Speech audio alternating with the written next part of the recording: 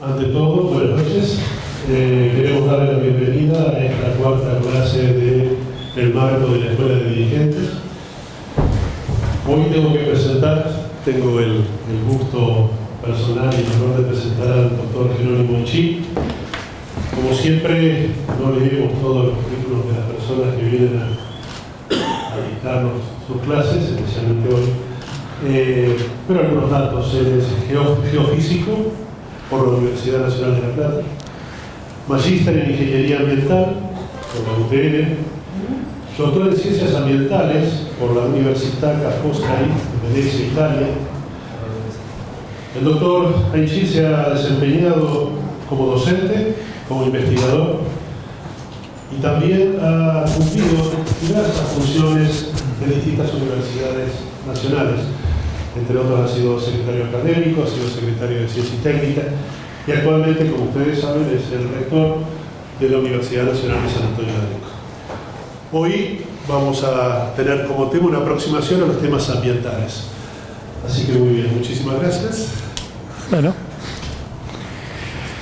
vamos a intentar hablar sin micrófono.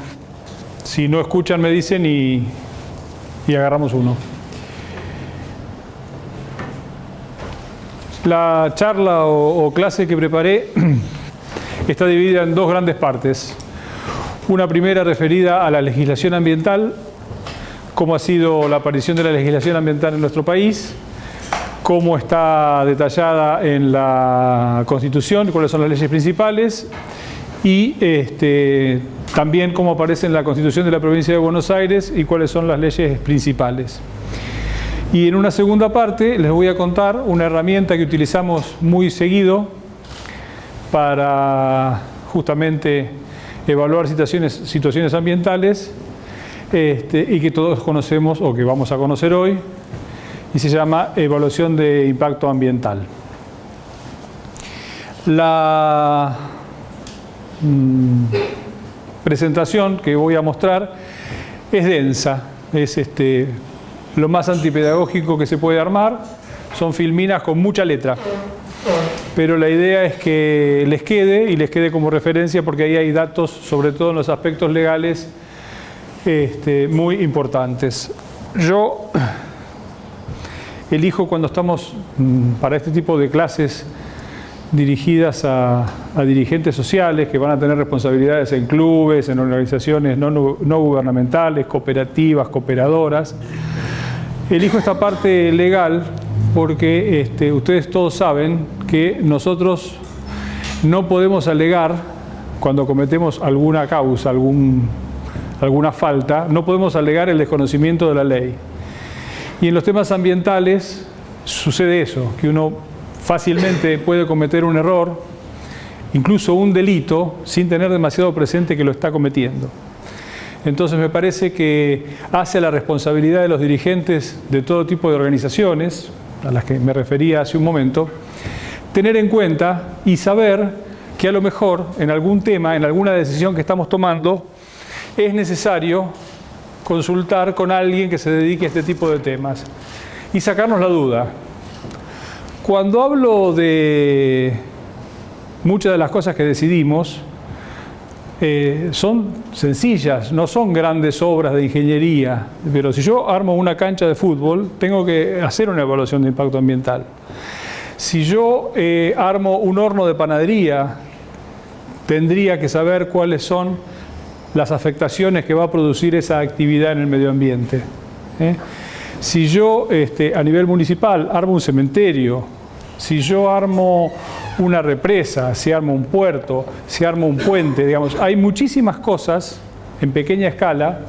Si pongo una pinturería, si pongo un taller mecánico, digamos, hay cosas en pequeña escala que nosotros nunca pensamos que pueden tener impacto sobre el ambiente, y que para la ley, para la legislación lo tienen, porque realmente tienen impacto sobre lo que llamamos ambiente. Y ahí vamos a empezar. ¿En qué pensamos nosotros cuando decimos la palabra ambiente o medio ambiente? Los más veteranos como yo rápidamente nos retrotrae a este tipo de lugares, paisajes escénicos muy lindos, para distintos tipos de gustos, para distintas latitudes, con distintos climas. Cuando avanzamos, o digamos, las generaciones avanzan y son un poco más jóvenes, rápidamente piensan en conflictos. El medio ambiente está asociado a un conflicto de intereses permanente entre la producción y aquellos que quieren conservar los espacios escénicos de forma impoluta. No encuentro la palabra exacta, ya me voy a acordar. Prístina. Entonces, muchas veces nuestras actividades económicas, por no decir siempre, producen un cambio, un impacto sobre el ambiente en el que se desarrollan. Y los ambientalistas, o las personas que tienen que tomar decisiones en temas ambientales, en realidad son gestores de los conflictos, es decir, tienen que poder resolver conflictos de intereses entre una producción y una conservación del estado prístino de la naturaleza. Hay muchas definiciones de medio ambiente. La primera es decirles que yo también, por un problema generacional, sigo utilizando medio ambiente. Correctamente ahora debe decirse ambiente, porque no es la mitad del ambiente, ni el medio es una cosa y el ambiente es otra. Pero van a encontrar que la bibliografía, y sobre todo la gente que tiene mi edad, sigue refiriéndose al espacio como el medio ambiente. Tanto es así que en el 2015, cuando se crea el Ministerio del Medio Ambiente y al día siguiente le cambian el nombre y le ponen Ministerio de Ambiente. O sea que es un error bastante normal.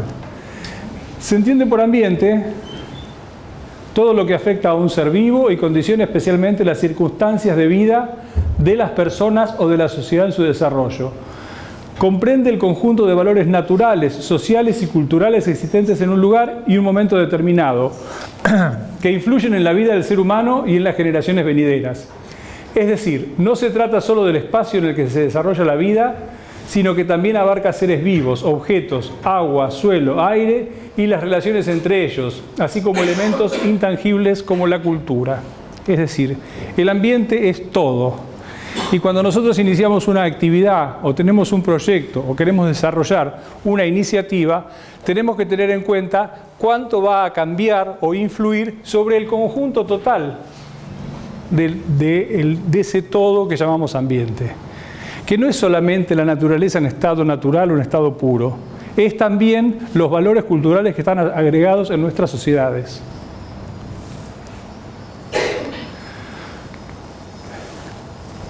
Yo les decía que vamos a enfocar esta primera parte en los aspectos legales.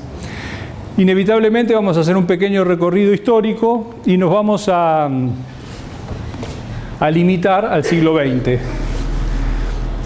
Desde 1900 hasta 1945 solamente había tratados internacionales relacionados con lo ambiental. ¿Esto tiene luz? No. Había acuerdos internacionales relativos a la protección y navegación de ríos y océanos o a recursos específicos, y a lo sumo lo que había era acuerdos entre dos países fronterizos, pero no había grandes acuerdos internacionales en la primera mitad del siglo XX. Ustedes piensen que las Naciones Unidas se constituyen en 1945, cuando termina la Segunda Guerra. Y ahí empiezan a aparecer algunos, en el marco de Naciones Unidas, algunos instrumentos regionales y multilaterales referidos a justamente, sobre todo, la protección y la explotación de los mares. En los 70 empieza a haber, en Estados Unidos y en Europa, los primeros movimientos ambientalistas.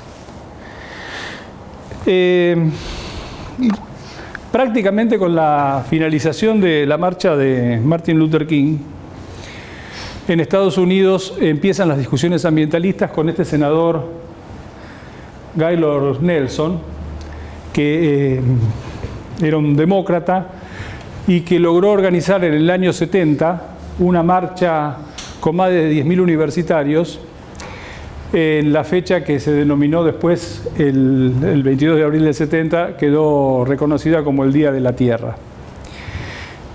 Pero hasta ese momento, todas las iniciativas ambientales en Estados Unidos, ustedes piensen que estábamos en el marco de la Guerra Fría, se atribuían como antiindustrialistas a una forma de avance del comunismo.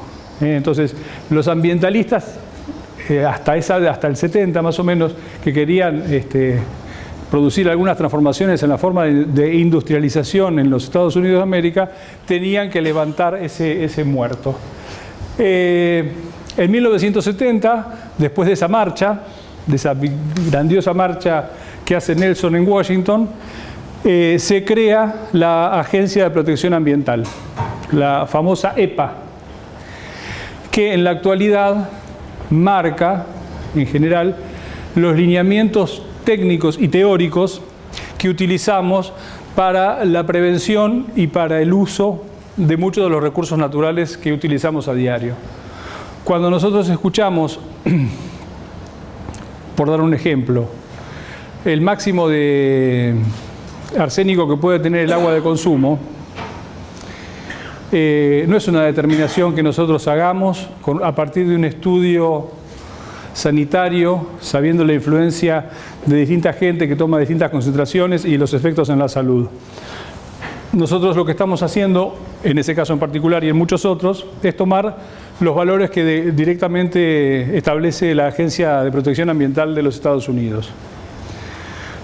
En algunos casos, como este en particular del arsénico, es muy complejo, porque los parámetros de forma de definición de por qué, de si es bueno o de si no es bueno, no necesariamente es reproducible en las condiciones de cada lugar. Entonces, es necesario en esas cuestiones, por ejemplo, en determinar cuáles son los elementos del agua que nosotros podemos consumir y cuáles no, y cuáles serían los máximos, tener en cada caso estudios adaptados a cada región. Porque no todos, incluso por costumbre, por tradición, por cultura, estamos en condiciones de soportar o de utilizar los mismos parámetros en cada una de estas cuestiones. Lo que pasa es que son todas discusiones complejas. En el 72, bueno, aparece la primera ley de reciclado de botellas, también en Estados Unidos. En estos mismos años, en Europa, un grupo de científicos de varias universidades establecen lo que conocemos como el Club de Roma, que produce un documento muy fuerte planteando cuáles son los límites del crecimiento. Ellos planteaban que el mundo no estaba en condiciones de soportar una carga de población humana que superara los 6.000 millones de personas. Por eso ponían que teníamos que poner un límite al crecimiento y se referían de alguna manera al crecimiento demográfico, básicamente. Tenemos una tercera etapa que va del 72 al 92. En el año 72 se hace en Estocolmo la primera conferencia de Naciones Unidas del Medio Ambiente Humano, donde empiezan a discutirse ya a nivel internacional, con presencia de muchísimos países, estos temas que se venían insinuando respecto de hasta dónde se puede crecer, hasta dónde se puede impactar el medio ambiente, hasta dónde se puede impactar los recursos naturales, si es necesario que haya una gestión, si es necesario que algún país deje de producir. Y la primera reunión tuvo características fundamentalmente económicas. Se llegó a muy pocos acuerdos y fueron grandes discusiones. Se crea así el Programa de Naciones Unidas del Medio Ambiente, el NUMA, con la finalidad de empezar a producir cooperación en materia ambiental, propiciando calidad de vida de las generaciones presentes sin comprometer lo de las generaciones futuras. Empieza a haber acuerdos medioambientales, se definen algunos planes de acción, se hace una declaración sobre el medio ambiente. Yo por eso les dije que esto es bastante plomo, porque hay un montón de letras, pero eso les queda a ustedes después si lo quieren revisar. Y en los 80 suceden una serie de acontecimientos que logran producir una preocupación internacional acerca del cuidado del ambiente.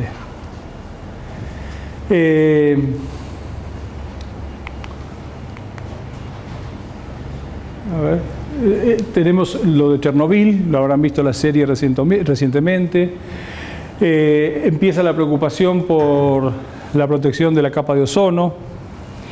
Y en 1987, también a pedido del Programa de Naciones Unidas sobre el Medio Ambiente, aparece el documento Nuestro Futuro Común, donde la primer ministro de Noruega, Gro Brundtland, plantea por primera vez el concepto de desarrollo sostenible.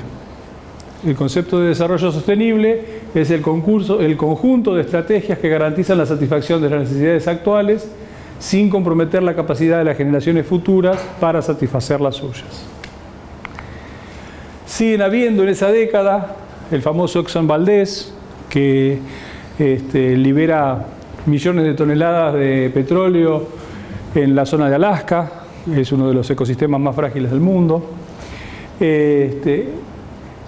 A partir de eso se firma un convenio en Basilea respecto de cómo deben ser transportadas las sustancias peligrosas, tóxicas, venenosas, y se empieza a hablar del crecimiento de la temperatura y el efecto invernadero. Así llegamos hasta el año 92, que de ese tenemos que tener memoria muchos de los que estamos acá, porque la reunión de Río 92 fue algo de gran impacto en nuestra región y en el mundo, y fue la primera conferencia mundial de medio ambiente con el concepto instalado de desarrollo sostenible.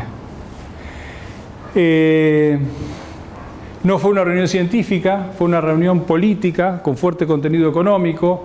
Se discutieron métodos para preservar el medio ambiente, y siempre está presente la discusión de los países más desarrollados tratando de imponer condiciones, esto lo han escuchado todo el tiempo, como que los países menos desarrollados, en particular siempre las exigencias fueron sobre Brasil y la Amazonia, que debía conservarlo,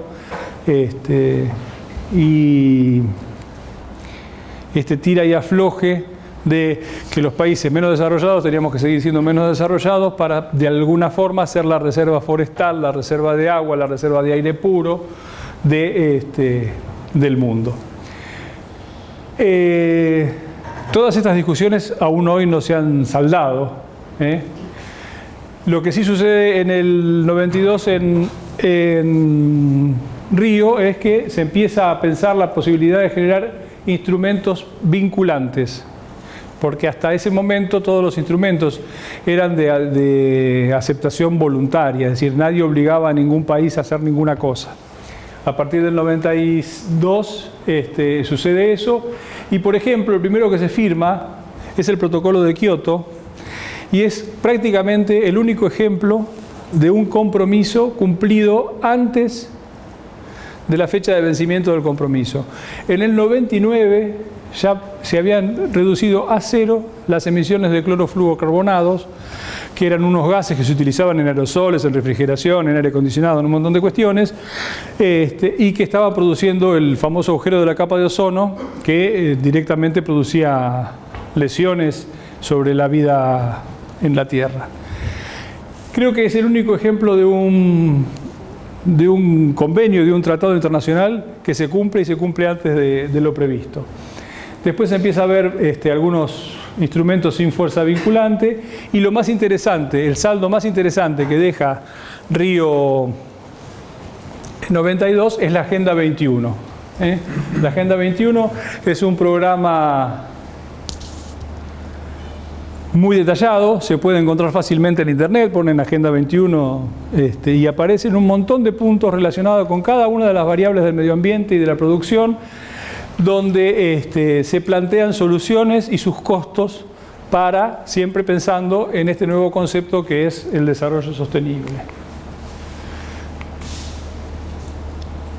También tiene una declaración sobre que es deber de los estados promulgar leyes eficaces sobre el medio ambiente y de cooperar con el desarrollo del derecho internacional en la esfera del desarrollo sostenible.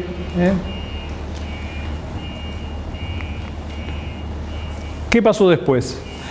Se hicieron 2 conferencias más, Río +10, que se hizo en Johannesburgo, y Río +20, que se volvió a hacer en Río de Janeiro. En las 2, lo voy a decir muy resumido, lo que hemos hecho es llorar y quejarnos de lo poco que se avanzó respecto de las anteriores. En Johannesburgo dijimos que prácticamente se había avanzado muy poco respecto de lo que se había dicho en Río, y en Río +20, que se volvió a hacer, siempre se hacen declaraciones muy interesantes, pero el resultado concreto, cuando uno mira si cambiaron algunas políticas o si cambiaron algunas formas de producción o si cambiaron algunos cuidados, realmente los avances son muy pocos. En la actualidad, en el año 2015, Naciones Unidas promueve o proclama los Objetivos del Desarrollo Sostenible. Son 17 principios al que adherimos, creo que la totalidad de los países del mundo, con una agenda para llegar al 2030 con estos principios: fin de la pobreza, hambre cero, salud y bienestar, educación de calidad, igualdad de género, agua limpia y saneamiento, energía asequible, trabajo decente, industria, innovación e infraestructura. Bueno, como ven, acá están los grandes problemas y la solución planteada en una forma integral. Es decir, no vamos a poder solucionar el problema del mal uso del agua o de los desechos o de la basura si no arreglamos los grandes problemas sociales. Y ese es el avance más interesante de los objetivos del desarrollo sostenible. Esta Agenda 30, ustedes pueden entrar directamente a internet y podrían entrar para cada uno de estos principios y encuentran la propuesta concreta y el objetivo para el 2030, a qué queremos llegar en cada uno de 17. Y ahora cómo vuelvo, ¿no? Por acá no. Bien, ahí llegamos. Es muy interesante, es un ejercicio para hacer.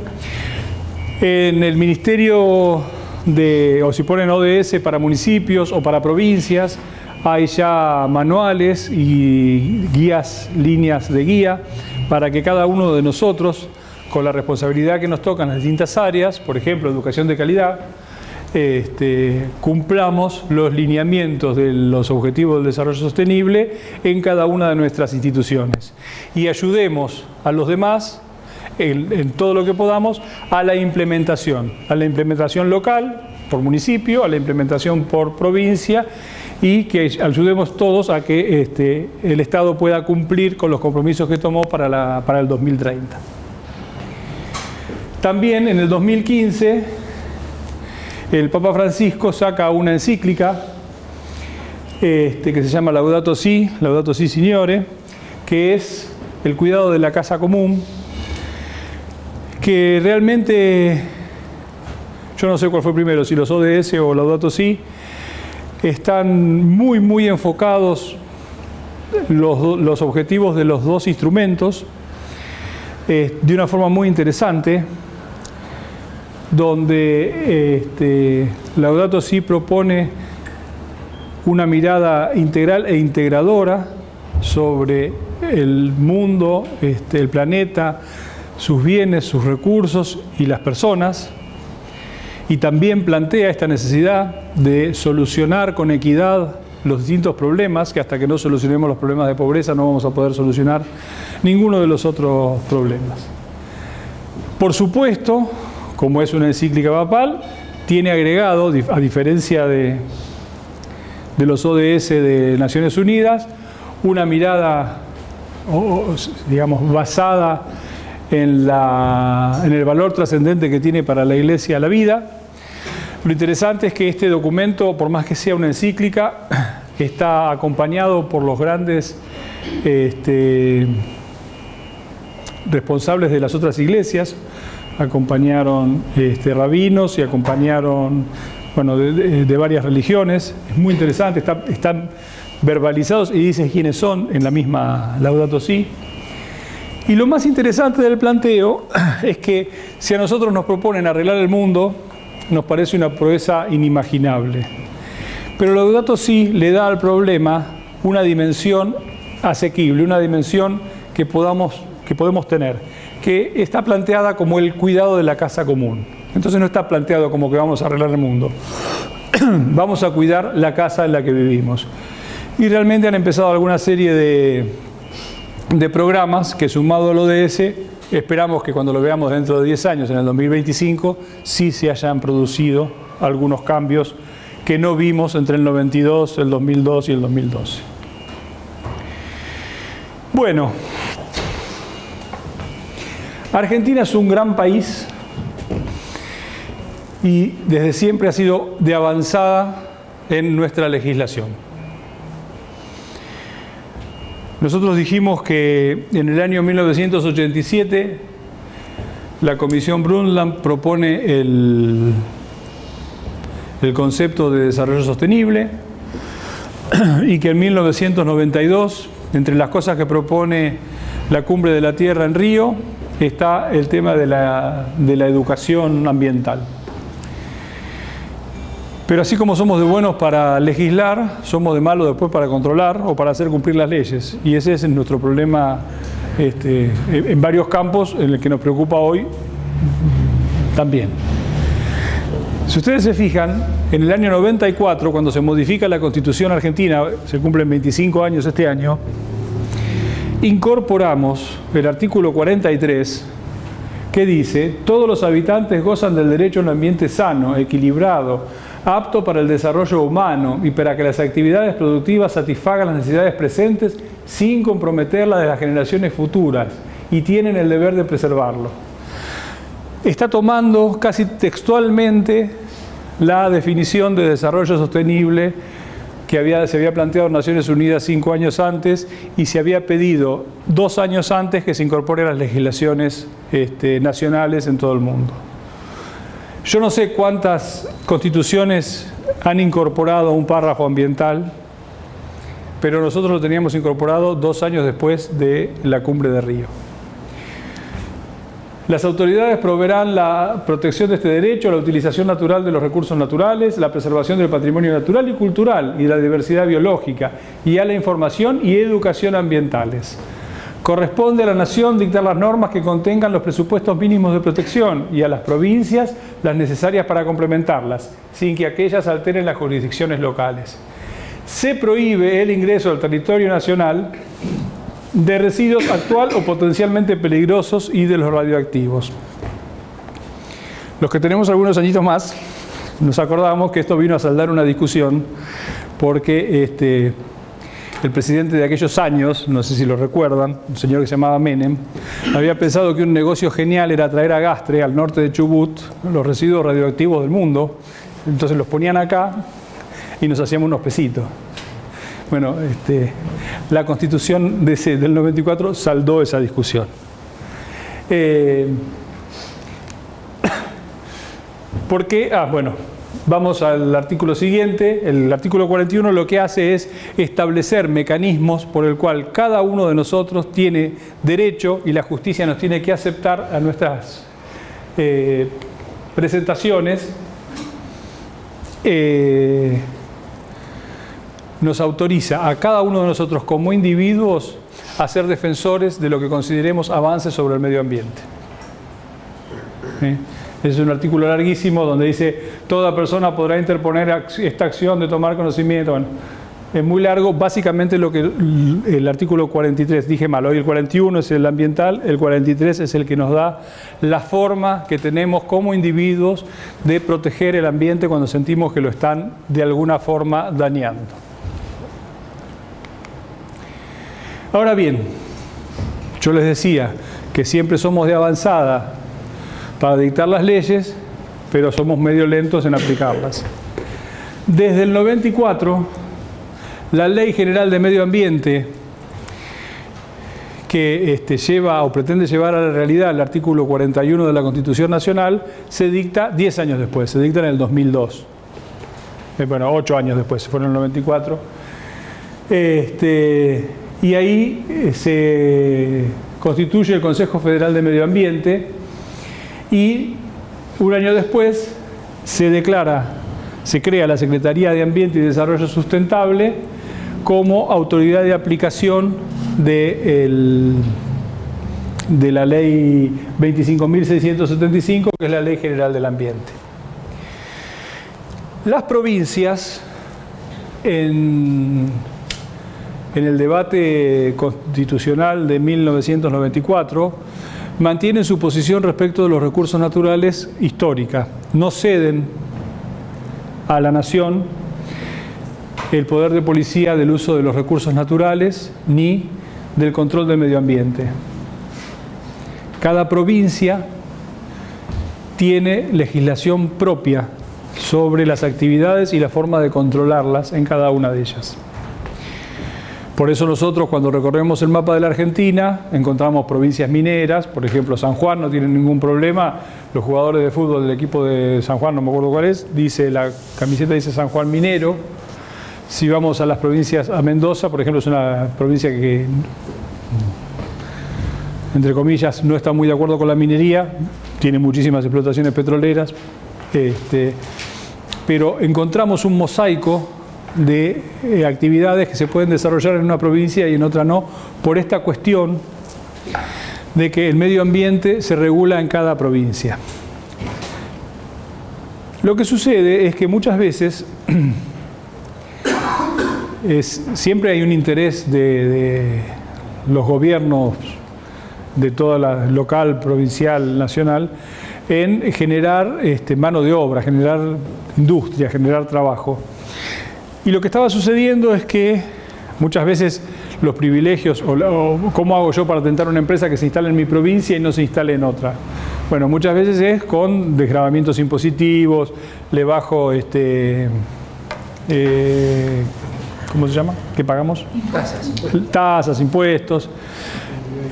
Lo que pasa es que en algunos lugares se jugaba justamente con que los controles ambientales no eran lo mismo en una provincia que en otra. Entonces, ya, si ustedes se acuerdan, uno de los párrafos del artículo 41 es dictar las normas que contengan los presupuestos mínimos de protección. Entonces, no se dieron el manejo de los recursos naturales ni de los controles ambientales, pero se pusieron de acuerdo en que el Congreso de la Nación iba a dictar una ley donde se fijaran algunos principios básicos y mínimos por debajo de los cuales no iban a poder aceptarlo en ninguna provincia. Entonces uno puede bajar las exigencias hasta un determinado punto. De todas maneras, la fama de las provincias trasciende este tema. Entonces uno sabe que si va a trabajar a Mendoza va a tener problemas porque son muy celosos de la poca agua que tienen y tienen una tradición muy larga en el cuidado de sus fuentes y en la forma de repartirla, y tienen una educación de años en cuidar ese recurso natural. Siempre el tema de ambiental está asociado al cuidado de los recursos, ¿no? Van uno de la mano del otro. En la provincia de Buenos Aires también las exigencias son muy altas, pero los controles son muy bajos. Entonces nosotros tenemos lo que todos conocemos como la zona metropolitana el conurbano, donde hay todo tipo de industrias y muchas de ellas no deberían ni siquiera estar instaladas, pero los controles que tenemos para poder verificar su estado realmente no son los mejores.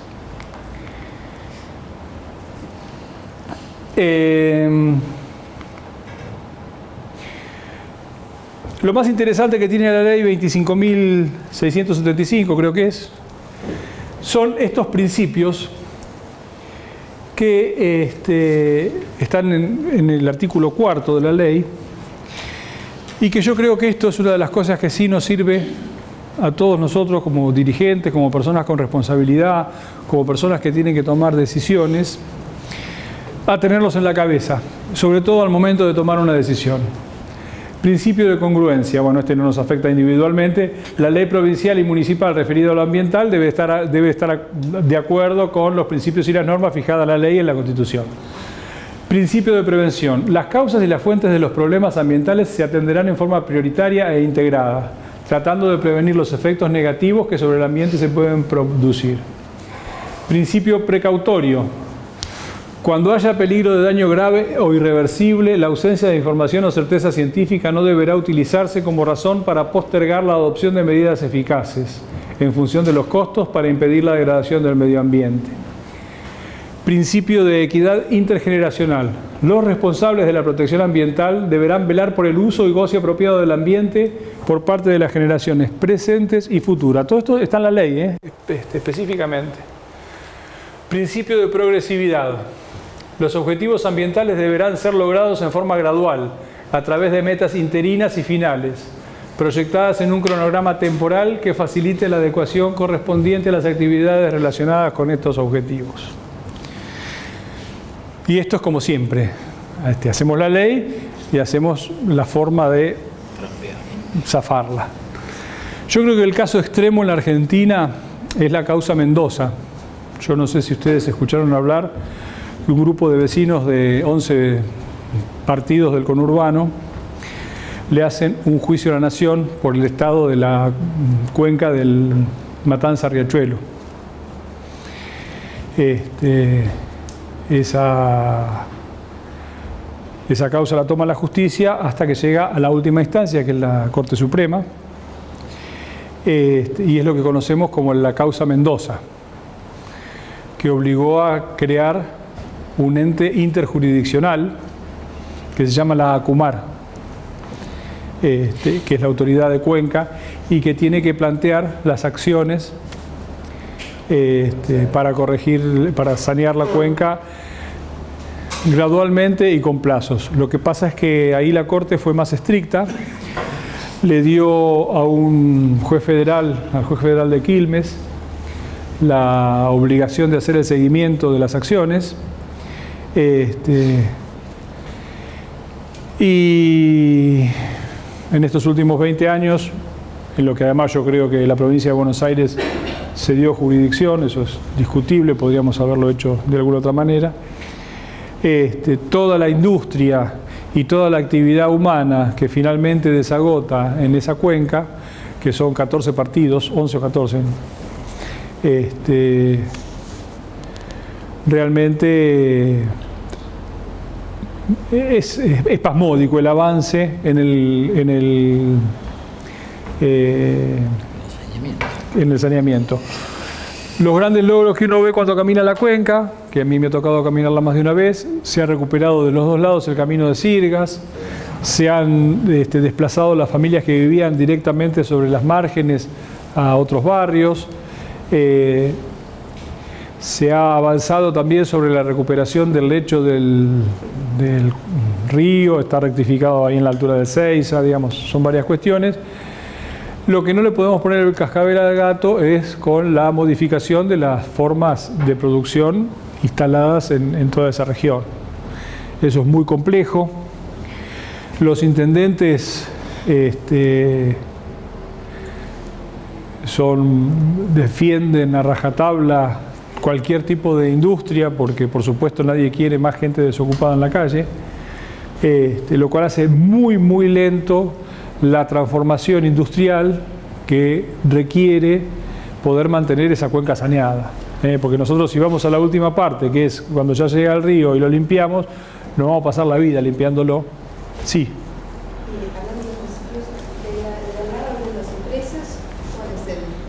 El de ganas que tienen las empresas para ¿Cómo? sus hábitos de no quedan claros. Sí, la ACUMAR tuvo fondos para todas esas cuestiones. Créditos blandos, en distintos momentos de la economía ha tenido así algún sistema de premios. En realidad se ha pretendido, y creo que es por lo cual no funciona, con sistemas más de castigos que de premios o de... Entonces, el castigo final es cerrarlo, y eso es lo que nunca sucede porque, aunque tenga 5 empleados, 5, 1 o lo que tengas, termina siendo prácticamente imposible que alguien cierre. Y como decís vos, no hay un sistema que te ayude o que la mejora sea por la positiva, sigue siendo por la negativa. No hay incentivos. Claro, no hay incentivos, no encontraba la palabra, pero no te ponen una zanahoria que vos decís, bueno, si yo mejoro, si yo hago una inversión, me ponen un crédito blando además para cambiar una máquina que tiene un problema de emisión,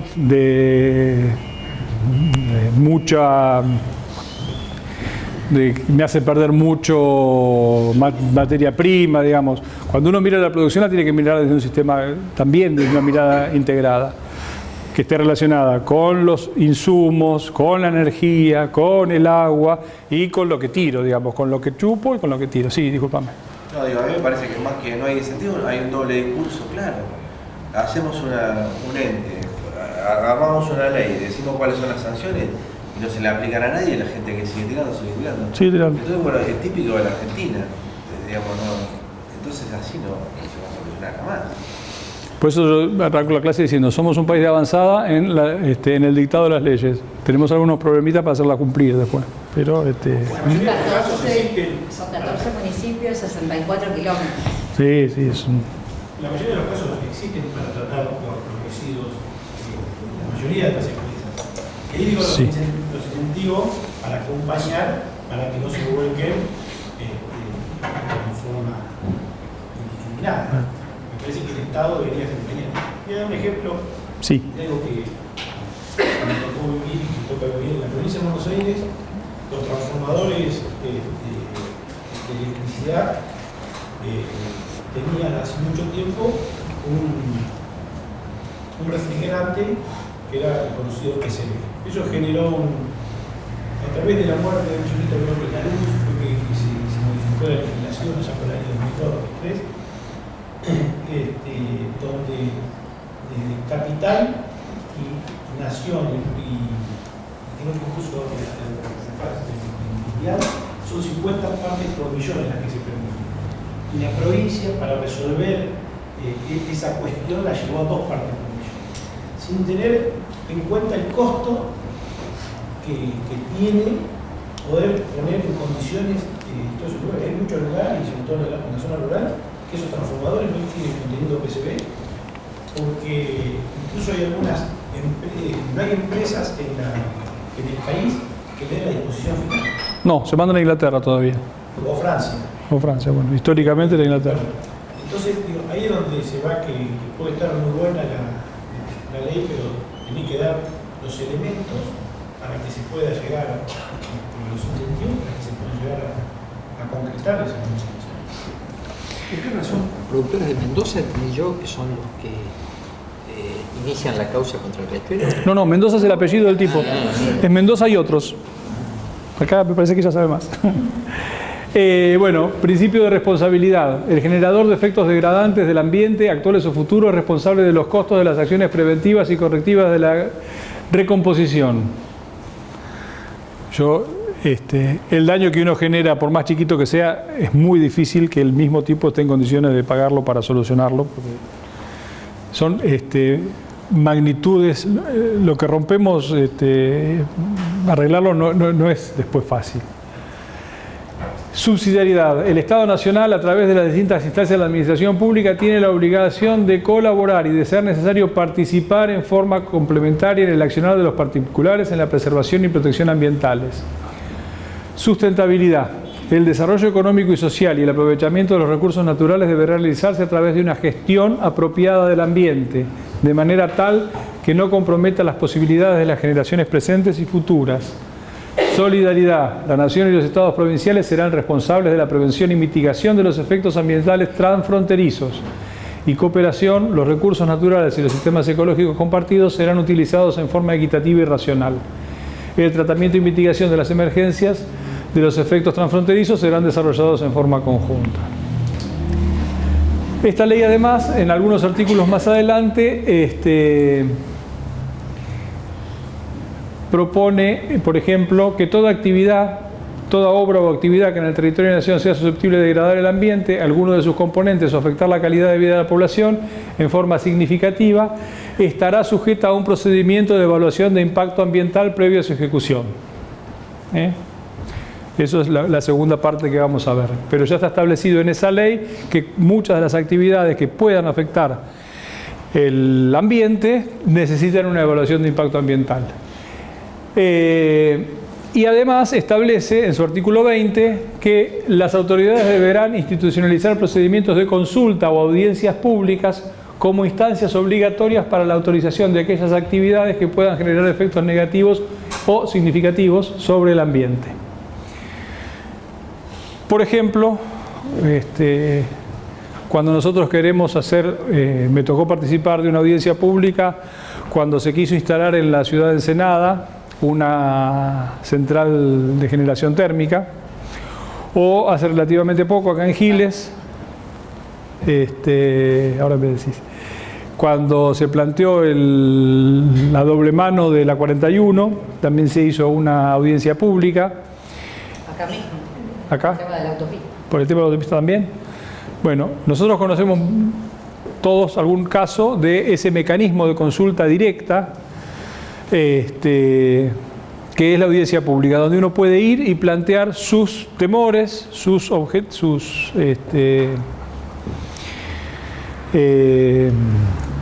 dudas, o al contrario, o su apoyo a una determinada obra. En particular, bueno, después dice que el que cause daño ambiental será objetivamente responsable de su restablecimiento al estado anterior a su producción. Eso técnicamente es casi imposible.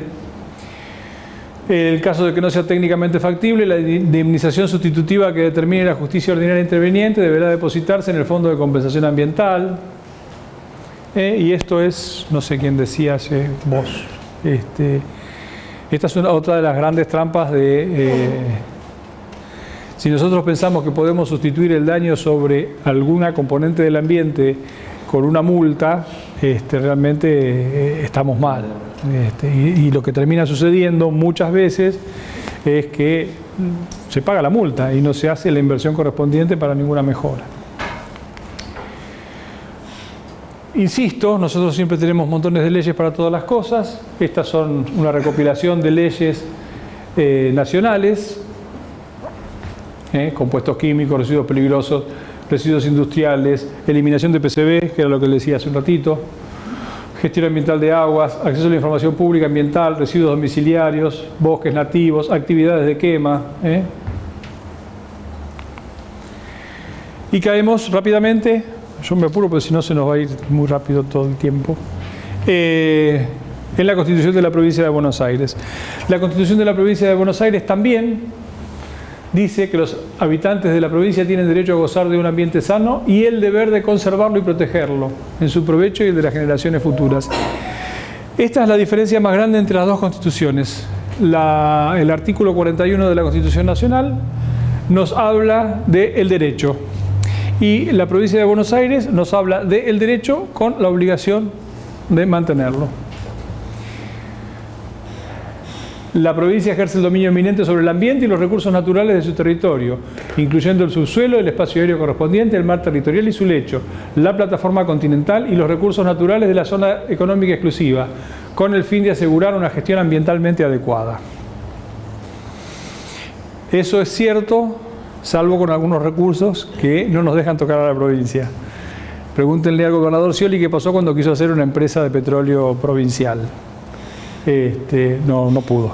Digamos, yo me hago el chiste solo, pero tenemos derecho sobre todos los recursos naturales, pero no están así tampoco.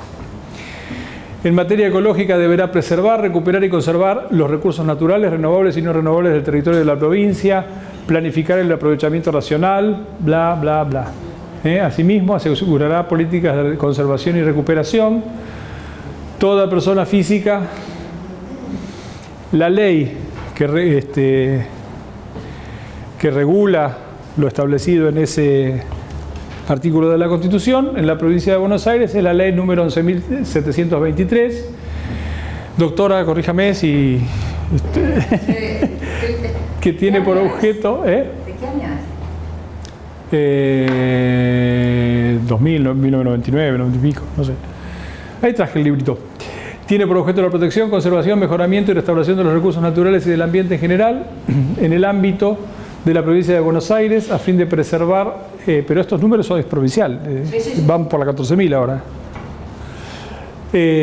Y futuras, de preservar la vida en su sentido más amplio, asegurando a las generaciones presentes y futuras la conservación de la calidad ambiental y su diversidad biológica.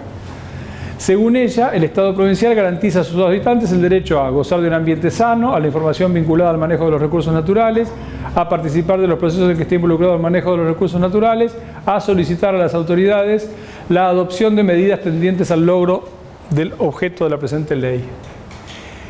Y asimismo, los habitantes de la provincia tienen los siguientes deberes. Esta es otra diferencia entre las dos leyes. Tanto en la Constitución como en la Ley Nacional y Provincial tenemos esta diferencia. Se declaran obligaciones en la Constitución provincial y se declaran obligaciones o deberes en la ley provincial.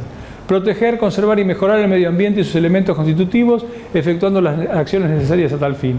Abstenerse de realizar acciones u obras que pudieran tener como consecuencia la degradación del ambiente de la provincia de Buenos Aires. Según esta ley, todo emprendimiento que implique acciones u obras que sean susceptibles de producir efectos negativos deberán contar con una evaluación de impacto ambiental previo. La autoridad de aplicación de la norma es, al principio fue la Secretaría de Política Ambiental, hoy es el Organismo Provincial para el Desarrollo Sostenible. Y ahí ustedes, si se llevan después la presentación, aprietan y tienen el texto completo de la ley. Bueno, estas son otras leyes. Acá se clasifica en 3 categorías a toda la industria. El caso de la categoría 1, que es inocuo, los efectos que produce esa categoría son inocuos sobre el ambiente. Las autorizaciones para funcionamiento las puede dar el municipio. Las otras 2 categorías requieren de un informe de impacto ambiental en provincia de Buenos Aires. La primera categoría, por más que la establezca el permiso lo dé el municipio, en algún caso también puede requerir un informe de impacto ambiental. Y quedan en el medio siempre muchas cuestiones que a veces los municipios no tienen ganas de tomar la responsabilidad de evaluarlo y lo mandan a provincia. A veces los municipios tienen muchas ganas de que se instale algo en su localidad y lo aprueban por más que hubieran tenido que mandarlo a provincia. En los 135 partidos de la provincia de Buenos Aires tenemos todo tipo de ejemplos, casos y cuestiones. Si uno se pone muy exigente, si nosotros tenemos una actividad como por ejemplo habrán visto en los shoppings o en muchos lugares estos sistemas de limpieza en seco que tienen acumulado algún producto químico en más de 200 litros, ya eso alcanzaría para que quede calificada en la segunda categoría. A nadie se le ocurriría pensar que una tintorería requiere un informe de impacto ambiental y requeriría una aprobación provincial. Nos pasa con muchos, sobre todo establecimientos que implican un peligro grande y que están desde hace muchos años en el mismo lugar. Y ¿quién le dice al que tiene una pinturería en el medio de la ciudad que el peligro de un incendio hace que sea poco recomendable que siga en ese lugar y que se tiene que ir a las afueras. Pero si vos tenés más de 200 litros de pintura, que cualquier pinturería tiene, vos necesitarías una evaluación de impacto ambiental de segunda categoría. Entonces, son muchas cosas y eso nos damos cuenta el día del incendio. No vamos un día antes, ni un día antes vamos. Porque hay que entender esto también. Es dinámico, digamos. Cosas a las que estábamos acostumbrados cuando yo era chico y yo iba a Buenos Aires, mi mamá, cuando llegábamos de vuelta, iba a visitar a mis tíos, volvía a mi casa y mi mamá me pasaba la esponja así, porque ella me veía negro de hollín. Porque íbamos a Buenos Aires, todos los edificios tenían su incinerador, y convivíamos con eso. Y un buen día se decidió que eso no era sano, no era bueno, y desaparecieron. Cuando uno mira este tema de las legislaciones y las cosas en las que Argentina adopta, a mí me tocó ver con mis hijos el cambio. Yo creo que el cambio más grande fue, que está previsto en la Constitución, fue la educación ambiental. Yo creo que los que tenemos algunos años más vimos esa transformación. Nos hicieron dejar de fumar, nos hicieron ponernos el cinturón de seguridad, no nos dejaron tirar más mugre por la ventanilla del auto. Hay un montón de cosas que son normales y naturales para todos los que hoy son estudiantes de la universidad, han sido criados en esa lógica, que para nosotros era totalmente distinto. Yo creo que realmente de todas las legislaciones lo que sí se implementó es educar de otra manera. Y hoy son los pibes los que nos obligan a separar la basura, los que nos obligan a no derrochar, a cerrar la canilla mientras nos lavamos los dientes. Hay un montón de cosas que nosotros hemos aprendido más por nuestros hijos que por otra cuestión. O sea, siempre nos quejamos de todo. Yo creo que en el tema educativo ha habido un avance importante.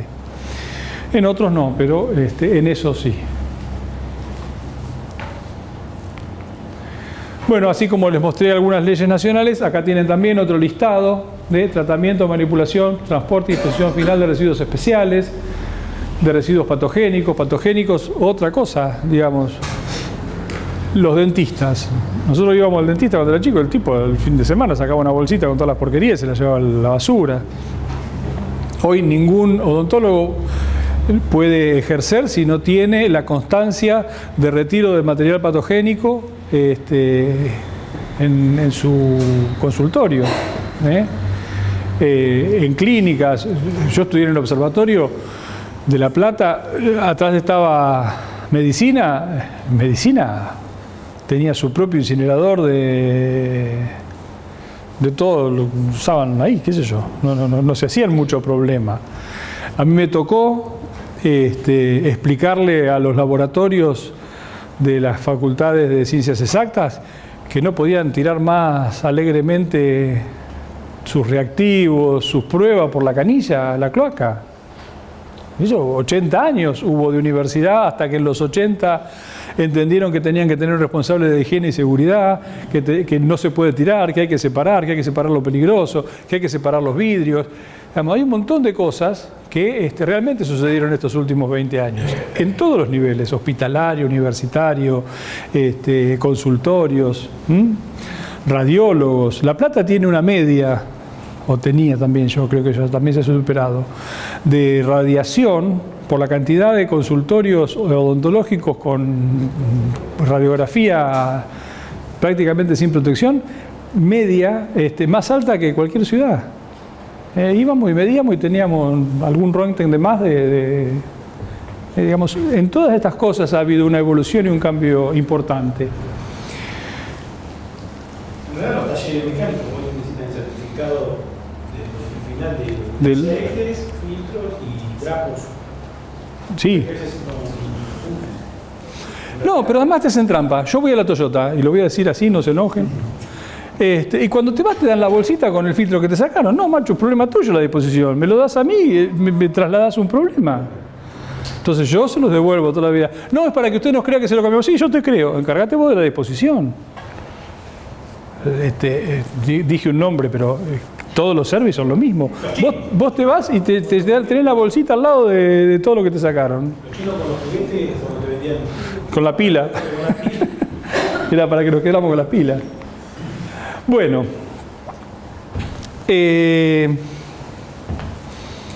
Vamos a empezar a entrar en la segunda parte, que es este tema del impacto, de la evaluación de impacto ambiental. Y para eso, me pareció que lo más importante, o lo primero que teníamos que hacer, es definir qué es el impacto ambiental. Y lo definimos como una alteración o modificación en el medio producida como consecuencia de una actividad. Puede ser adverso o beneficioso. Puede afectar al medio en su conjunto o a alguna de sus componentes. Ustedes acuérdense que cuando definimos medio, nos referimos al medio natural más el medio antrópico más el medio cultural, digamos, el conjunto de los medios. O sea, que prácticamente cualquier actividad que nosotros queramos desarrollar seguramente va a producir un impacto.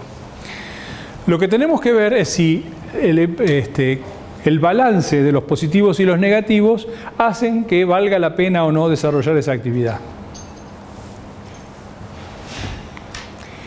Hay gente que se dedica a estudiar y clasificar los impactos. Yo con esto quiero demostrarles que lo mismo pasa con las leyes o con las cosas que estuvimos viendo al principio. De cada frase, de cada título, de cada oración, hay un mundo que se desprende. Hay un mundo que investiga, que estudia, que analiza los alcances y son los que además nos permiten a nosotros saber si alguna actividad está produciendo algún impacto o algún mal o algún bien sobre el medio. Eso no se sabe a priori. En muchos casos necesitamos especialistas que estén investigando y que sepan que si yo hago determinada acción, va a producir un determinado efecto. Entonces, la primera calificación es el impacto es positivo o negativo, si es negativo, si es reversible o irreversible, y si es irreversible, si es recuperable o irrecuperable. Yo no me voy a pasar, no voy a entrar en detalle, cuando nosotros damos clases sí entramos en detalle en cada una de estas cosas, hoy las pasamos un poquito más rápido. También lo podemos clasificar por la intensidad, alto, muy alto, medio, bajo, por la duración, puntual, parcial, extenso, total, por el momento de aparición, puede estar latente, inmediato, de momento crítico, por relación causa-efecto, por la interrelación, por su periodicidad. Y ahora sí, llamamos evaluación de impacto ambiental al procedimiento que tiene por objeto la identificación, predicción e interpretación de los impactos ambientales que un proyecto o una actividad produciría en caso de ser ejecutado, así como la prevención, corrección y valoración de los mismos. Entonces, sabemos que es un impacto. Un impacto es toda modificación que produzcamos sobre el ambiente, positiva o negativa. Y una evaluación del impacto ambiental es, tengo un proyecto, yo quiero saber si ese proyecto que yo quiero ejecutar va a producir un impacto sobre el ambiente, si ese impacto va a ser positivo o negativo, o voy a tener componentes en las dos, buenas y malas, y finalmente, ¿qué nos conviene decidir como sociedad? Yo creo que ahí también entran muchísimas cosas en juego. Ustedes saben que nosotros en la universidad estamos acá y estamos en Varadero. Estamos en muchas localidades, pero tenemos 2 sedes. Y el tipo de actividad que se desarrolla acá y que se desarrolla en Varadero son realmente bien diferentes. Varadero es una ciudad con mucha industria instalada y seguramente una evaluación de impacto ambiental, incluso con una audiencia pública, no tendría el mismo resultado que una actividad en Areco. Cuando yo les contaba hoy que me tocó participar de la audiencia pública para la instalación de una central térmica en Ensenada, realmente era conmovedor porque la gente de Ensenada, asociada a la industria petrolera, asociada a la industria química, pero además, ¿cómo se llama? Donde están todos los rollos de acero. Sí, pero grande, digamos, está así, no estás.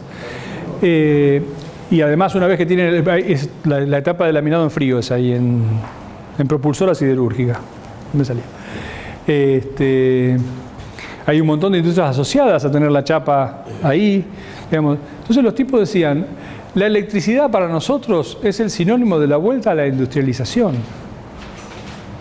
Querían al día siguiente, si se tenían que fumar o no el funcionamiento de la máquina, porque Siemens ofrece una máquina que las emisiones son óptimas si le pones un gasoil mejor que el Infinia.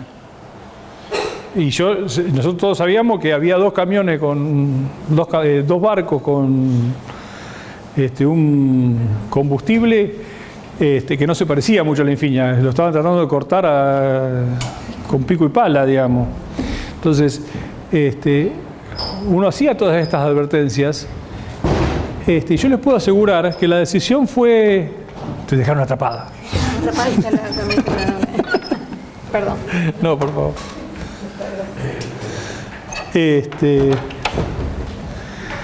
Nada, ganó en forma abrumadora.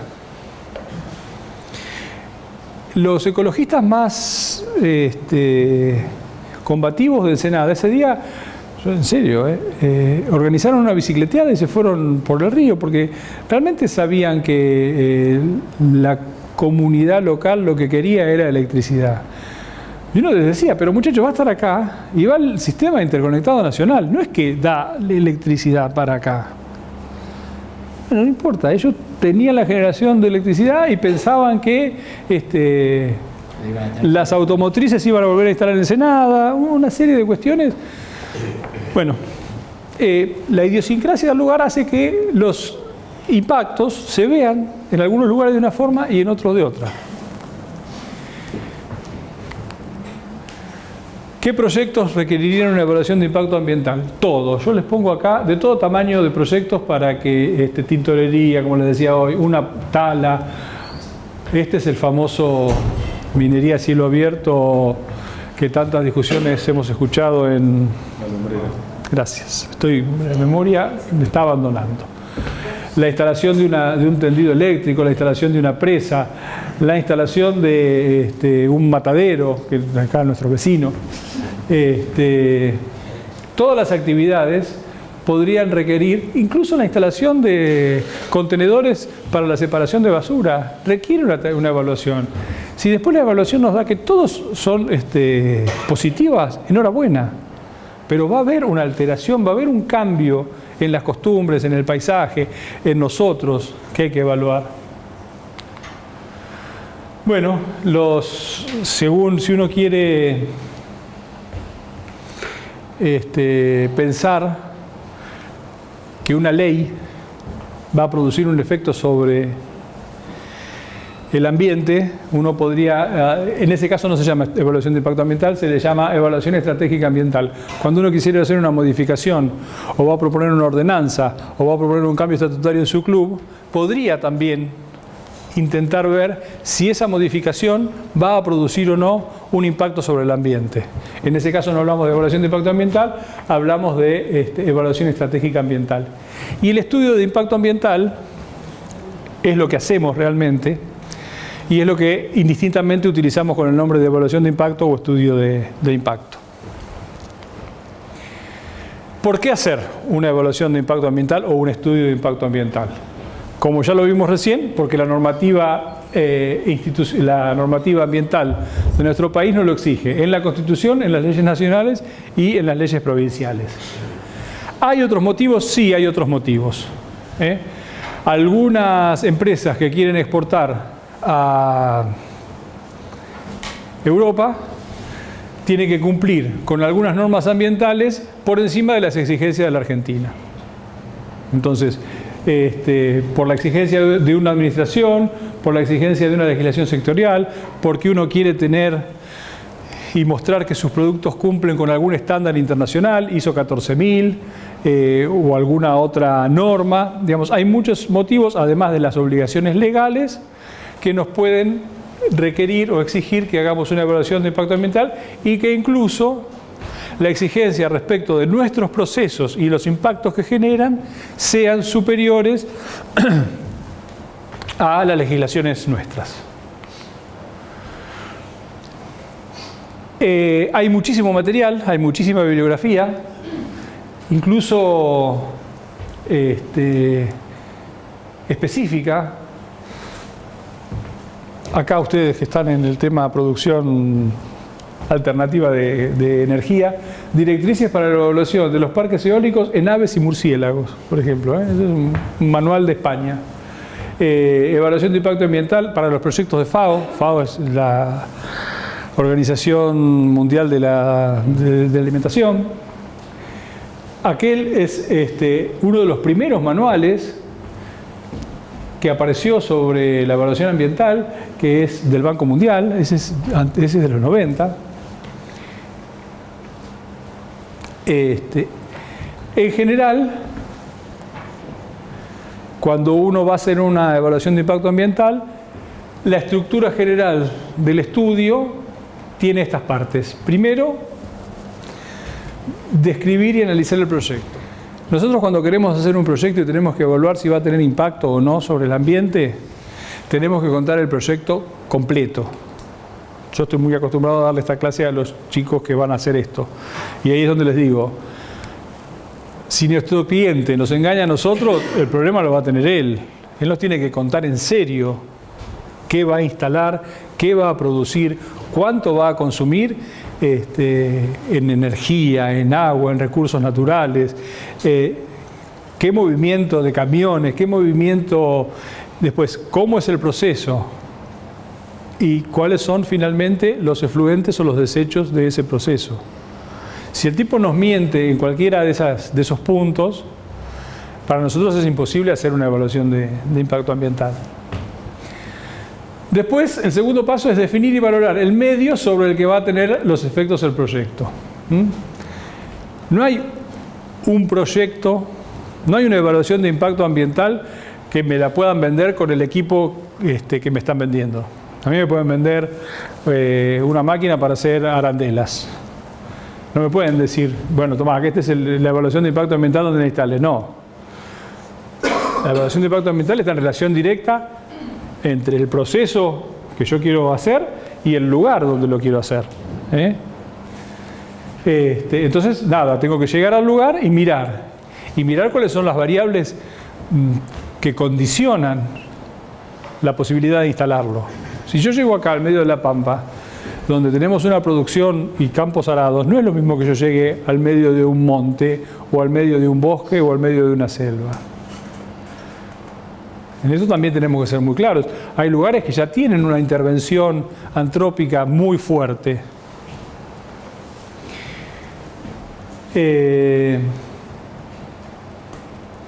Prever los efectos ambientales generados y evaluarlos para poder juzgar la idoneidad de la obra, así como permitir o no su realización en las mejores condiciones posibles de sostenibilidad ambiental. Y finalmente, el trabajo termina con determinar medidas minimizadoras, correctoras y compensatorias. Es decir, cuando yo quiero hacer una evaluación de impacto ambiental, tengo que conocer a fondo el proyecto y lo más a fondo posible el medio. En el medio se nos escapan siempre cosas porque la cantidad de escalas en el medio natural involucradas son realmente muchísimas y uno termina tomando decisiones sin saber totalmente los efectos que va a tener. Lo que pasa es que no tendríamos historia de la humanidad si en todos los casos nos detuviéramos por lo que no conocemos. De todas maneras, siempre hay que tener un criterio de saber que lo que nosotros estamos evaluando es lo menos que va a suceder, de lo que nos podemos dar cuenta. Seguramente vamos a producir muchos más efectos de los que nos estamos imaginando.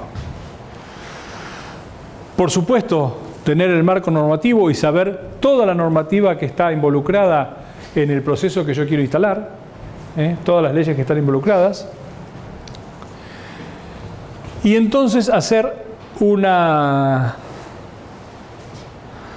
evaluación justamente del impacto de mi proyecto sobre el medio. Y para eso hay varias técnicas que ahora vamos a ir viendo, de hacer una valoración lo más exacta posible de en cuánto me afectaría las distintas componentes de mi proyecto a las distintas componentes del medio natural y del medio social y del medio cultural. Cuando nosotros tenemos esta primera idea, ahí vamos a tener una vamos a saber si es un proyecto que hay que desecharlo de plano o si realmente podemos pensar en seguir adelante. Porque también en un momento uno puede decir, no, mira, esto acá no, a lo mejor en el otro lado, acá no. A veces podemos decidir que continúe, pero le podemos exigir al proyecto que haga cambios o modificaciones. Si nosotros pensamos que el proyecto vale la pena seguir adelante y que inevitablemente algunos efectos va a producir, yo puedo pensar un conjunto de medidas mitigadoras, correctoras, incluso compensadoras de los impactos negativos sobre el medio y exigírselos al responsable del proyecto que cumpla con esas medidas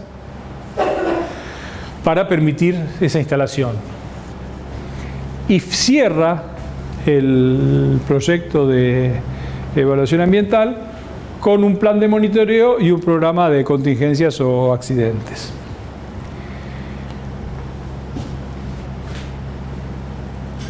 Nuevamente, un índice tipo tendría entonces la descripción del proyecto, la definición del ámbito de estudio, la normativa de aplicación, inventario y evaluación ambiental, previsión de impactos, evaluación de impactos, comparación de alternativas, medidas mitigatorias, programas de monitoreo y control y un resumen. Como les decía hoy, es fundamental conocer a fondo la descripción del proyecto y es importantísimo conocer la mayor cantidad de variables ambientales significativas, del medio natural, clima, geología, suelos, edafología, fauna, vegetación, relaciones del medio, paisaje, hidrología superficial y subterránea, calidad del aire. Y del medio socioeconómico, características sociológicas, población, aspectos culturales y costumbres, económicas, renta y empleo, sectores productivos, precio del suelo, urbanísticas, población, uso y propiedad del suelo, planeamiento, patrimonio, histórico, artístico, cultural, etc.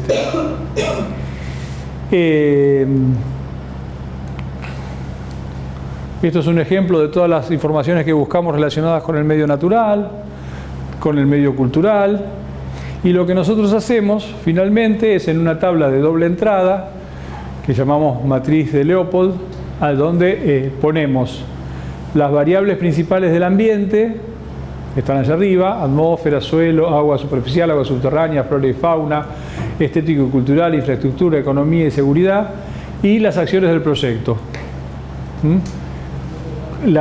En dos etapas siempre, todo lo que es la construcción del proyecto y después el proyecto ya en funcionamiento. Por eso se hacen dos matrices.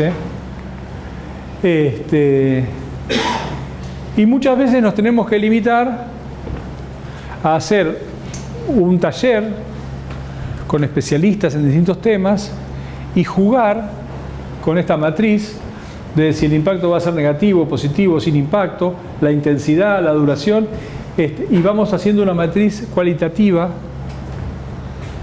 donde por el color final que va a tener esa matriz o por la cantidad de cosas que sean negativas o positivas, vamos a terminar definiendo la posibilidad o no. Esto sería una evaluación cualitativa que se presenta siempre, porque es una forma rápida de mirar los impactos en todos los informes. Por supuesto, hay otras formas de evaluar estos impactos que están relacionadas con hacer una modelización empírica, es decir, yo podría ser un pequeño modelo. Supónganse que quiero hacer una presa en un río y quiero saber cuánto nivel va a haber. Bueno, en La Plata, por ejemplo, en la Facultad de Ingeniería, en el Departamento de Hidráulica, tenemos un galpón gigante donde simulamos las presas. Concretamente, ahí se hizo toda la simulación física de los cambios que se están haciendo en el Canal de Panamá. Se construye a escala las modificaciones o una determinada obra, se hace una obra de ingeniería en galpones, y después se verifica en esa escala de laboratorio las modificaciones que puede producir una construcción de esas características. Se pueden hacer pruebas de ensayo, modelos matemáticos, hay muchísimos escenarios comparados, consulta a paneles de expertos. Son todas maneras distintas que nosotros tenemos para ponerle número a el impacto que me genera mi proyecto sobre las variables del ambiente. Si supera este primer screening y nos parece que es bueno que se siga adelante con el proyecto, pasamos ya a ver, bueno, qué medidas puedo aplicar para mitigar, es decir, para hacer que los efectos no queridos sean menores, y eventualmente, si por ejemplo durante el periodo de construcción de mi proyecto hago algún daño, tengo que sacar algunos árboles y después los puedo volver a plantar, eso sería una medida correctiva.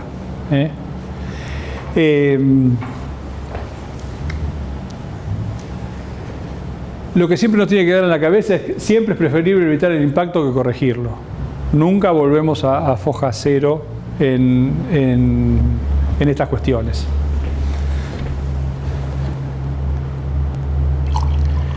Yo lo que sí veo ya desde hace muchos años es que de todos los proyectos el argumento siempre, el impacto positivo es que da trabajo. No muchos más. Lo que pasa es que en algunas regiones el dar trabajo es un valor, un impacto positivo muy fuerte.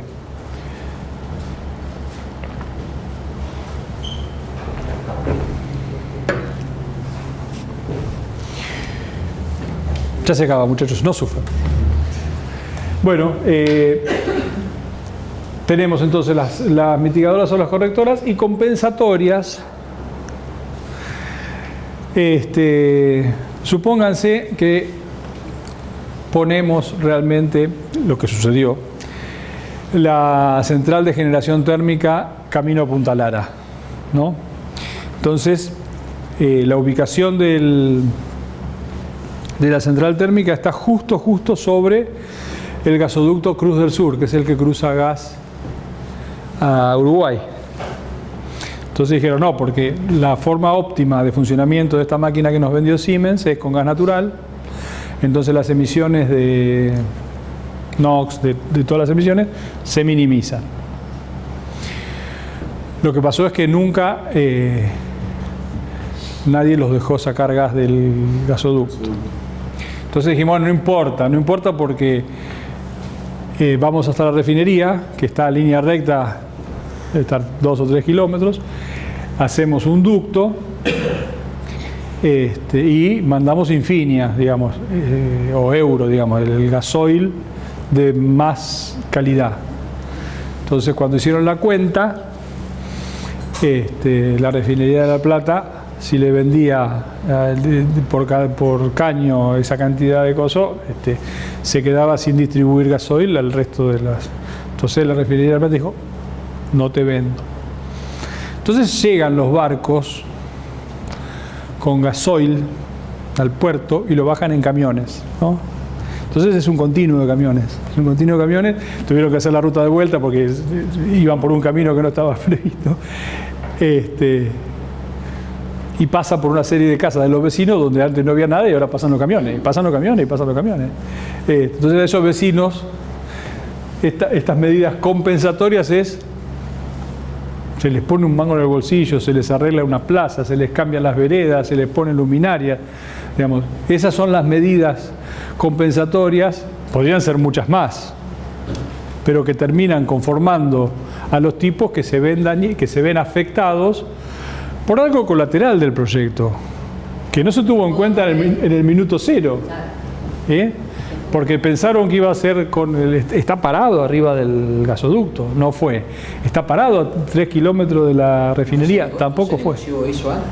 No, este proceso lo viví de cerca. Sí, a veces pasa con obras en la previa con los movimientos de suelo. Hay impactos. Bueno, el movimiento de suelo fue otro, porque ahí calculaban la ola, ahí llega la sudestada, donde está instalado llega el río. Bueno, tiene muchos detalles.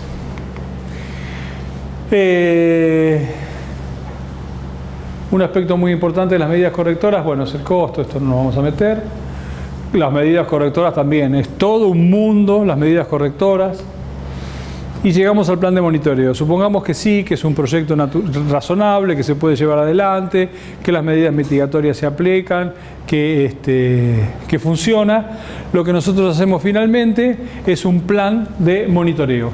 Y esto hay que presentarlo junto con el informe, con la evaluación de impacto ambiental, a la OPDS en la provincia de Buenos Aires, donde le decimos cuáles son las variables conspicuas o características que nos van a decir si nuestro proyecto está afectando, como suponíamos, o en más medida o en menos medida el ambiente en todos sus aspectos. Entonces instalamos, qué sé yo, un pozo para ver el agua. Esto es un aparato que toma muestras de aire todo el tiempo y las circula. Hay gente que busca, por ejemplo, en algunas zonas boscosas, el desarrollo de hongos que no son de ese lugar o de algún microorganismo que puede aparecer y entonces afecta o hay hongos que aparecen en estatuas y en obras en la Catedral de La Plata y que nada, hay un montón de cuestiones que uno puede proponer para hacer ese plan de monitoreo. Nosotros con las estatuas de la Plaza Moreno, por ejemplo, que son todas de mármol blanca, o de algunas plazas, empezamos a notar un deterioro. Y se buscan las causas, es decir, cuando uno hace el estudio de impacto ambiental hay cosas que se le escapan, yo se los dije al principio, hay situaciones que no se contemplan y que después las vemos recién cuando producen un efecto sensible o visible en algo que no lo esperábamos y salimos a buscar cuál es la causa. Por eso los planes de monitoreo son tan importantes. Y finalmente hay un plan de contingencias que los muchachos de seguridad e higiene, es el plan de prevención de accidentes. Entonces, también a la OPDS hay que llevarle, si es un lugar donde es posibilidad de incendio, hay que llevar todo el sistema de incendios, hay que asegurarse, por ejemplo, YPF, la refinería de La Plata, mantiene siempre, además de su dotación interna de bomberos, mantiene en muy buen estado los bomberos de, qué sé yo, un montón de localidades alrededor, porque cualquier problemita que eso suceda, cuando fue una de las inundaciones grandes en La Plata, que estaba, no sé, se inundó la refinería y el fuego estaba arriba del agua, y se quemó una de las secciones, nada, fueron prácticamente desde Buenos Aires todos los bomberos que pudieron ir. Entonces, nada, después vimos el asado que hizo la refinería en agradecimiento a todos los bomberos, era una multitud de gente. Así que bueno, hay que tener el programa de contingencias. ¿Qué hacemos si se nos escapa una nube tóxica? ¿Qué hacemos si hay un montón de cuestiones que incluso pasa por alarmas o por decirle a la gente que en una determinada hora no salga? Digamos, cada uno tiene que saber por eso les digo que si el cliente no nos cuenta exactamente todos los problemas que puede tener en su proceso, mal podemos hacer una planificación de cada una de las cosas que tenemos que hacer. Y con esto yo creo que termina con el programa de contingencias, termina la charlita que les había preparado. y estoy a disposición para consultas, charlas. ¿Se aburrieron? Si no, ya son las 10 menos cuarto, estamos liberados.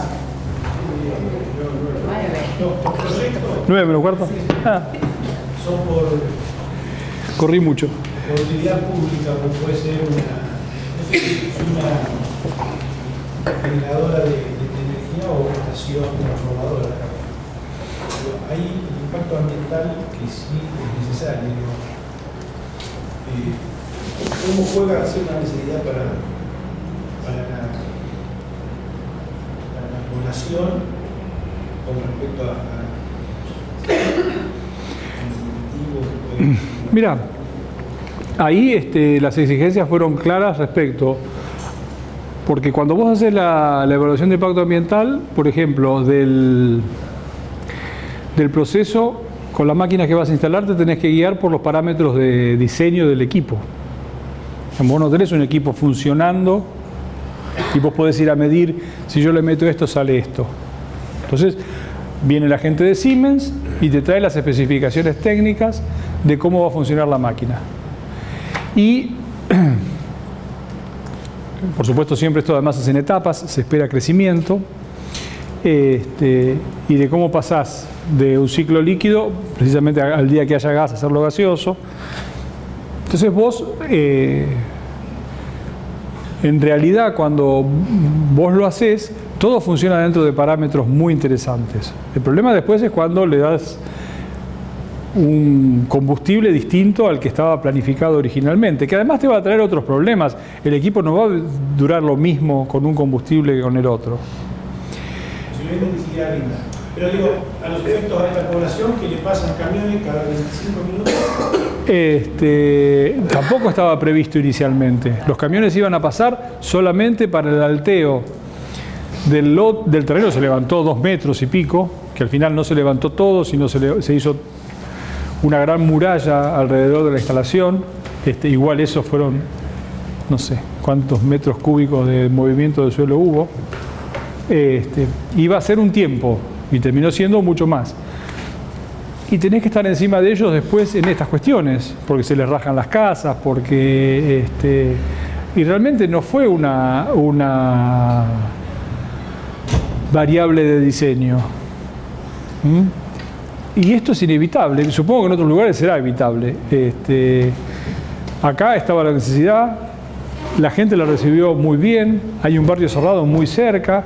El barrio cerrado, la única limitación que puso fue relacionada con los ruidos. Se pusieron un par de sí, y árboles, digamos, para amortiguar el sonido. Prácticamente no hay ruido. No hay ruido ni pasando al lado de la máquina, realmente es impresionante. Pero no hubo una oposición a esa instalación. Todo el mundo entendía que se necesitaba más energía. Sí, como medida compensatoria se insistió mucho, yo no sé realmente hasta dónde se llega o no, que en caso de problemas en el sistema interconectado, EDELAP, que es la distribuidora local, tuviera un bypass directo de la generadora. Yo esto lo escuchaba cuando se discutía, no sé si se logró, si se terminó logrando o no. Y después, pegado a la máquina, está, ¿cómo se llama eso? No, el coso donde salen para todos lados, salen los cables y hay como un, lo llaman como si fuera el de una parra, no sé, que se comunica directamente con ese mismo que está en Berazategui, digamos. Son lugares donde se concentran como nodos del sistema interconectado. Llega algo del sur, y ahí nada, no sé cómo funciona, ya ahí se me escapa a mí. Claro, pero nosotros también hicimos la evaluación, por ejemplo, la alta tensión, las columnas de alta tensión pasan, van paralelos a la autopista de La Plata a Buenos Aires, hasta ahí, hasta Berazategui, que hay un portal muy grande y de ahí se llega al sistema interconectado nacional. Y el Parque Pereira es una zona protegida por Naciones Unidas para un árbol para un pájaro específico. Entonces, ese corredor de los pájaros se hizo subterráneo. Viene, baja el coso, se hace un par de kilómetros o 3 o 4 kilómetros. Yo estoy acostumbrado porque dice protección de, no me acuerdo, está el cartel en la ruta, lo leo en la semana cuando voy. Se tomaron ese tipo de recaudos. Por supuesto, para cruzar la autopista también, pasás por el Aeroclub de Quilmes, pasás por el Aeroclub de La Plata. Hay un montón de actividades que condicionaron el tendido. Se iba a salir directamente por la Diagonal 74, se salió directamente a Campo Traviesa por el tema de, por ejemplo, los dos aeroparques produjeron una modificación en el tendido. Porque hay una ley de que no podés suspender las actividades, después se tuvo el cuidado ese. También a La Plata la conexión, porque se hizo finalmente una conexión con Edelap hasta 7528.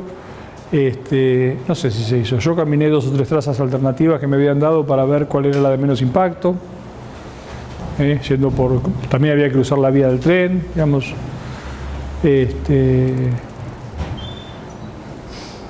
La decisión, el mejor lugar. Ahí yo insisto, los intendentes, al revés, si uno les dice, bueno, ¿dónde puedo instalar esto? Los tipos se la quieren llevar, porque les interesa, porque la obra en sí lleva mucha gente. Después, la parte de mantenimiento y de operación lo hacen con 5 tipos, son grandes instalaciones. Está bien, puede haber alguien de limpieza o de mantenimiento, pero si no, lo manejan 4 o 5 personas, no es un lugar que esté lleno de gente. Pero ese movimiento que te genera la instalación, que son 3 o 4 años de obra... Esa obra, pregunto algo desde mi ignorancia total, ¿no se podría haber hecho soterrada? O sea, subterránea. Sí, es muy grande. Uno de los impactos, llevar la línea en forma aérea es una de las partes de los impactos. Ah, no, sí, no, ella me dice si ponemos toda la obra bajo tierra. ¿A la obra? No se nos ocurre. Están los ustedes, podría ser. ¿Qué se llama? Nada, no sé por qué me la agarré con esa. Podría haber agarrado algún cementerio. Alguna otra. Por ejemplo, pelearte con los municipios más chicos. ¿Es similar? No, la de Campana es igual a la de Ensenada. En Pilar creo que están en pelea, igual que en Luján. Puede ser. Yo sé que se construyeron juntas Campana y Ensenada. Y una en el sur de Santa Fe, se hicieron 4 o 5, y una en Chaco, se hicieron varias juntas. Son todas de Narsa. Pero nada, el mensaje hoy es digamos. No es que vayamos a hacer una instalación de esta nosotros. Pero cualquier cosa, yo siempre les digo, vamos a hacer una cancha de fútbol por nuestro club. Bueno, miremos dónde la queremos poner, qué vecinos tenemos una escuela al lado, tenemos un hospital enfrente. Digamos, son todas cosas mínimas. ¿Quién es la persona adecuada con quien deberíamos hablar? ¿Alguien de la hospital? Yo no voy a hacer una... Venís acá, mira, ahí tenés un montón de chicos que están estudiando gestión ambiental. ¿Hay alguien que está calificado que se Sí, el profesor el coordinador de la carrera, que es Ramiro Sarandón, ha participado de los proyectos más grandes de la Argentina que te puedas imaginar, en tipo con muchísima experiencia en evaluación de impacto.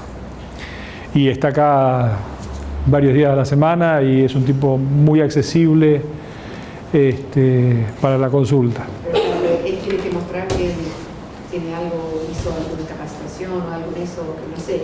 Sí, bueno, por supuesto, la OPDS tiene un registro de profesionales y un registro de consultoras habilitadas para este tipo de trabajos, sí. Eso no me había quedado claro. Queda a cargo siempre de la consulta con un especialista o con los profesionales que requieren una evaluación. Queda a cargo de la empresa o la pyme o del club que quiera hacer esa evaluación. No. Según las categorías. Vos, claro, según la categoría. Yo les decía que a veces los municipios pueden jugar con las categorías más bajas, de decir, bueno, yo te autorizo, y a lo mejor por la cantidad hay un parámetro que para nosotros es claro, que es la acumulación de combustible. Pero si fuera por eso, cuando tenemos más de 2 tambores de 200 litros en el campo, para ponerle tendríamos que hacer una evaluación de impacto. Digamos, el límite para que la provincia te dé permiso es muy bajo. Es una acumulación prácticamente de eso, de 200 litros de combustible. Entonces eso no sucede y muchas veces el municipio te da el permiso. Lo que hay que hacer es el ejercicio previo antes de ir a pedir los permisos y saber uno qué es lo que quiere hacer y cuál es. Pero si uno va a instalar algo muy grande, bueno, ahí sí, seguramente tiene un ingeniero que lo diseñó, el tipo ya más o menos sabe cuáles son las cosas las que tiene que cumplir. El tema es que nosotros, que tenemos obligaciones en otra escala, sepamos que, por ejemplo, para estos temas podemos acercarlos a la universidad y vamos a encontrar profesionales que nos van a ayudar a pensar el problema. Si después ustedes tienen que contratar a alguien para que haga la presentación, bueno, ese será el problema de ustedes. Pero una primera charla pueden tener acá en serio con la gente que está en esta profesión, que es docente de la casa y está a disposición. Bueno. Nos vemos. Gracias.